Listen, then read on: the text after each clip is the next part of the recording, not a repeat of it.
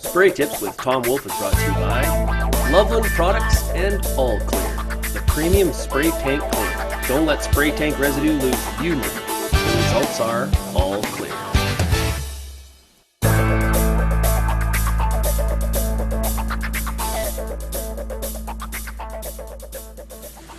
Hello and welcome to Spray Tips with Tom. Today's topic is derived from a few questions we received during our sprayer operator training we held this winter, and 4 or 5 of you submitted some questions during that process, and they're all related to sprayer cleanout. So that's what we're going to talk about today, and I want to just read some of the questions we got. Brent says, what is the proper rinse procedure for pesticides? Steven said, please give us a specific tank cleanout for specific products. I need some more detail. Ryan said, what is the best way to make sure your booms are fully cleaned out? Michelle asks, have you studied tank cleaners? What is your preference? Do any neutralize the herbicides we're using? And Scott says, our neighbor only cleans with ammonia. How do they get away with that? So those are all excellent questions. I'll try to get to some of those as we go through the process today. But I want to just quickly, review what I think are the 5 most important principles when it comes to sprayer cleanout. And the first one is really attitude. I think being thorough is the single most important thing you can be when it comes to clean out, asking some of the more fine questions and paying attention to a lot of detail about what tank mixes you've got in there and so on. So being thorough is number 1.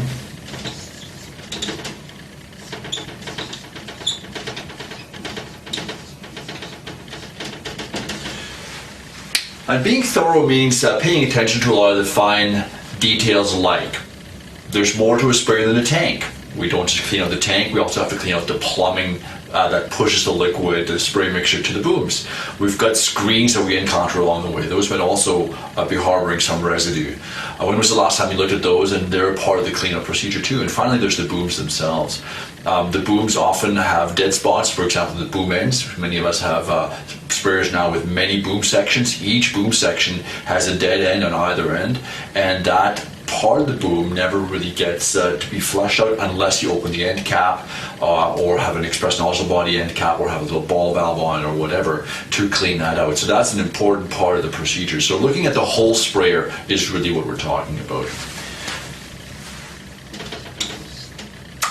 So that's number 1. Number 2 is really focusing on the sulfonylureas. Those are really the problem products for most of tank cleanout.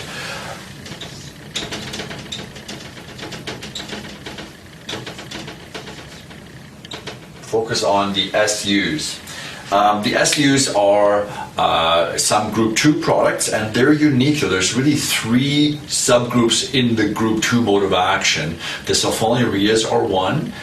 There's also the imidazolinones, we call them the IMIs, and then there's also the trizolopyrimidines. Of those 3 groups, the sulfonylureas comprise the vast majority of tank cleanout problems, and there's 2 reasons for that. The first one is they're extremely powerful herbicides, even at very low doses. So even a dilution of 1 to 1,000 can sometimes still elicit some kind of a sensitive response in some crops. So we have to be super diligent with that kind of chemistry. And the second reason, and that's why we're specific on the SUs, is that the SUs tend to have somewhat lower solubility at lower pHs. In other words, if you acidify the solution, the SUs are more likely to precipitate out of that solution. And there's a lot of herbicides that are weak acids that actually lower the solution pH just by adding them to the tank. 2 key examples are glyphosate. One key example, I guess, is glyphosate. It can lower the pH by a point or 2, so from 7 down to 5, for example, and that can create a problem for some SUs. And secondly, we've got some surfactants like the Li700. It's also an acidifier. Some other water conditioners are acidic in nature. So we have to be very careful about the pH and what effect it has on the solubility. If the pH is low, the likelihood that the SUs will precipitate out during the spraying operation or perhaps during storage is greater, and we just have to be mindful of that. So those are the reasons we focus on the SUs.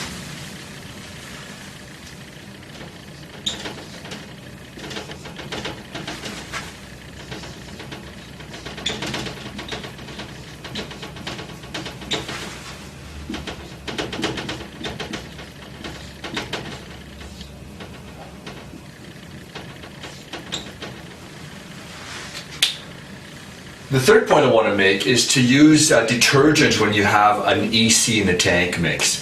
An EC is an emulsifiable concentrate that really tells us that the active ingredient is oil soluble. It's formulated as an oil, and there's an emulsifier there that allows the oil to be suspended in the water mixture that we have in the tank. Now, the oil formulant is difficult to clean off a tank wall, so the best thing to do is to add a detergent. You can add a detergent to an ammonia if you clean out ammonia with ammonia. So that's an absolute recommendation if you have a milky mixture. That's the best way to tell. Most Group 1s are ECs. Many Group 4s are if they're esters, for example. And the easy way to tell is if they're milky in solution. Getting back to ammonia, we talked about SUs and pH. Ammonia is a weak base, and ammonia raises the pH of the spray mixture, and that allows the SUs to be solubilized more easily. So some labels ask for ammonia to be used, or some kind of conditioner to be used that enhances the solubility of the Group 2. In some cases, you add an acidifier. So for the imidazolinones, for example, the lower the pH, the more the solubility. So you have to be very diligent about understanding what chemistry you've got and what the effective pH is on its solubility. Ammonia does not neutralize herbicides. In fact, there's no chemical that we add to the tank in the cleaning procedure that actually neutralizes the chemical. We are trying to get rid of the chemical. So we want it to come off the tank walls, off the plumbing, off the screens in the tank, and into the solution, and then to spray that mixture out into the field and to repeat until we have sufficiently low concentrations to not cause a problem. I want to talk briefly about mixing order.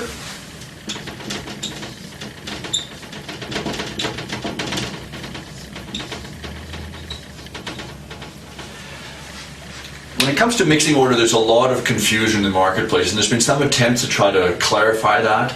For example, the Wales principle, W-A-L-E-S, is sometimes touted as a good guideline for what order to mix things in, and it's, for the most part, pretty accurate. The Wales principle calls for wettable powders to be added first, then to be agitated, then for liquids to be added, and those liquids can also be dry products. I guess it's really not as descriptive as it should be. Finally, emulsifiable concentrates, and then solutions, true solutions like glyphosate and surfactants at the end. So it doesn't talk about conditioners, but conditioners precede everything else, and so on. And the reason I'm critical of the Wales principle is because there's significant exceptions to it. And the best strategy really is to make sure you understand exactly what the label says. There's very, very good reasons that labels make certain statements about mixing order, and you can have a serious problem if you don't follow it. So that's another part of the diligence.